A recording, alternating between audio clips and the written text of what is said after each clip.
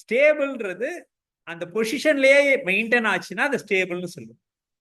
இப்ப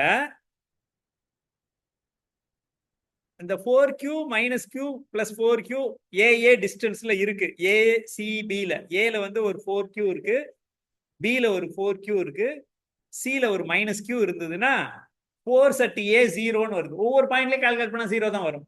அதனால இது ஸ்டேபிள் ஈக்லிபிரியம் அப்படின்னு. அன்ஸ்டேபிள் ஈக்லிபிரியம் ஏன் சொல்றோம்? நீங்க ஸ்டேபிள் ஈக்லிபிரியம் சொன்னா என்னன்றதுதான் கொஸ்டின்.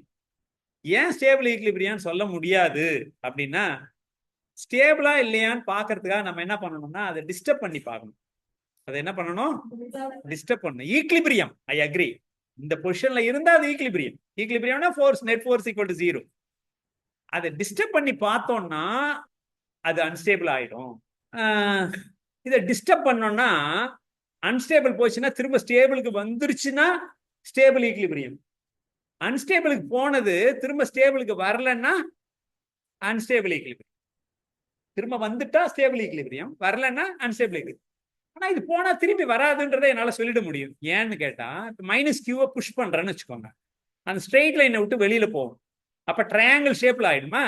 ட்ரையாங்கிள் ஷேப்ல ஆனா நீங்க நெட் ஃபோர்ஸ் பார்த்தா ஜீரோ இருக்காது. நெட் ஃபோர்ஸ் ஜீரோ இருக்காது. அதனால அது ஏதோ வேற டைரக்ஷன்ல நவுந்துரும். அதனால இது வந்து அன்ஸ்டேபிள் ஈக்லிபிரியம். ஸ்ட்ரெயிட் லைன்லயே டிஸ்டர்ப் பண்ணீங்கன்னா திரும்ப அங்க வந்துரும். இதை வந்து புரிஞ்சுக்கிறது இப்படிதான் நீங்க புரிஞ்சுக்கணும். ஏன்னா அதை பத்தி பேசணும்னா நிறைய பெரிய டாபிக். அது ஸ்டெபிலிட்டியை பத்தி படிக்கிறதுன்றது கண்ட்ரோல் சிஸ்டம்னு இன்ஜினியரிங்ல ஒரு சப்ஜெக்ட் இருக்கு, அதை பத்தி அது பெரிய டாபிக் அது. அதனால அதை பத்தி இப்ப டிஸ்கஸ் பண்ண முடியாது.